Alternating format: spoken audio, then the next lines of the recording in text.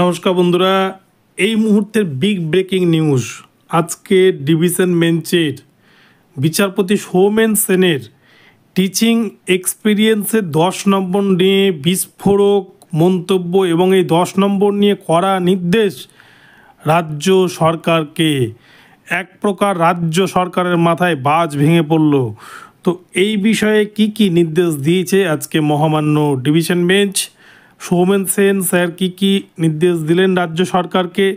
SSC নতুন যে নিয়োগ প্রক্রিয়া, এই 2025 সালের নতুন নিয়োগ প্রক্রিয়ায় যে সমস্ত ফ্রেশার ক্যান্ডিডেট আবেদন করে ফেলেছেন তাদের ভবিষ্যৎ কি, চলুন এই বিষয়ে বিস্তারিত আপডেট এই ভিডিওতে দেখে নিই। তবে তার আগে বলি, যারা প্রথমবার চ্যানেলটি দেখছেন, যারা এখনও চ্যানেলটিকে সাবস্ক্রাইব করেননি, আপনারা অবশ্যই চ্যানেলটিকে সাবস্ক্রাইব করে নেবেন।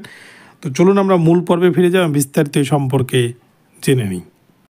তো বন্ধুরা, প্রথমেই যে বিষয়টি না বললেই নয়, সুপ্রিম কোর্ট চাকরি বাতিল করেছে, পুরো 26,000 প্যানেলকে বাতিল করেছে। এবং এই 26,000 পুরো প্যানেল বাতিল করার পর সেখানে কিন্তু 2016 যে সিলেকশন প্রসেস, সেই সিলেকশন প্রসেসটাকে নতুন করে করার কথা বলেছিলেন মহামান্য সুপ্রিম কোর্ট।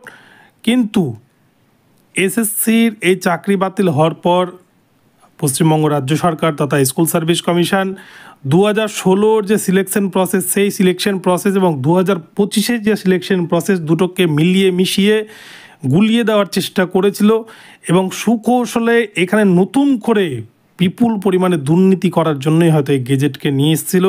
এবং যে গেজেটের মধ্যে সবথেকে অসঙ্গতির জায়গায় ছিল টিচিং এক্সপিরিয়েন্সের 10 নম্বর।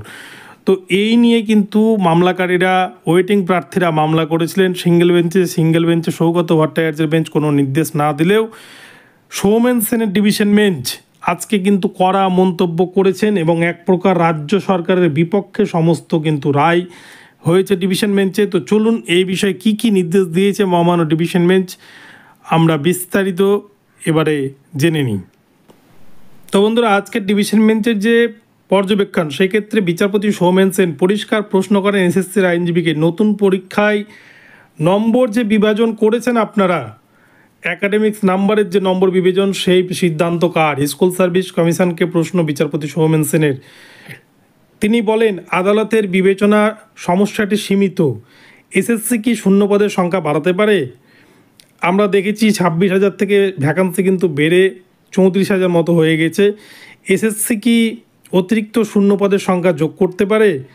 2016 সালের নিয়ম মানলে তার মধ্যেই যোগ্যতা মান নির্দিষ্ট, সেই যোগ্যতাতেই কিন্তু নির্দিষ্ট নিয়োগ করা উচিত। পূর্বের শিক্ষকতার অভিজ্ঞতা একটি গুরুত্বপূর্ণ বিষয়।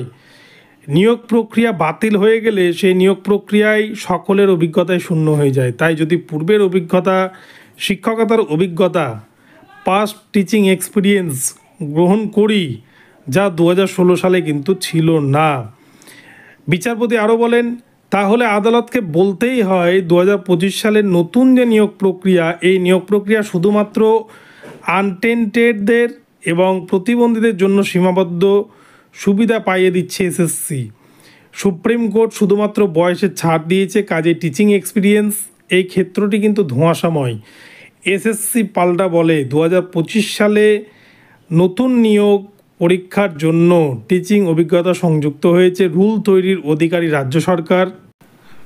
অর্থাৎ এসএসসি বলতে চান যে কোনো রুল রাজ্য সরকার তৈরি করতে পারেন, এক্ষেত্রে কোনো অসঙ্গতির কিছু নেই, কিন্তু কমিশন শূন্যপদ ঘোষণা করে বিজ্ঞপ্তির মধ্য দিয়েই। বিচারপতি সেন বলেন, এসএসসি 26,000 চাকরি বাতিল মামলায় হাইকোর্ট এবং সুপ্রিম কোর্টের রায় অনুযায়ী 2016 নিয়োগ প্রক্রিয়ায় বাতিল হওয়া শূন্যপদ 2016 নিয়ম মেনে নিয়োগ করতে হবে। নতুন শূন্যপদ যোগ করে নিয়োগ করলে তা হবে নতুন 2025 সালের নিয়ম মেনে।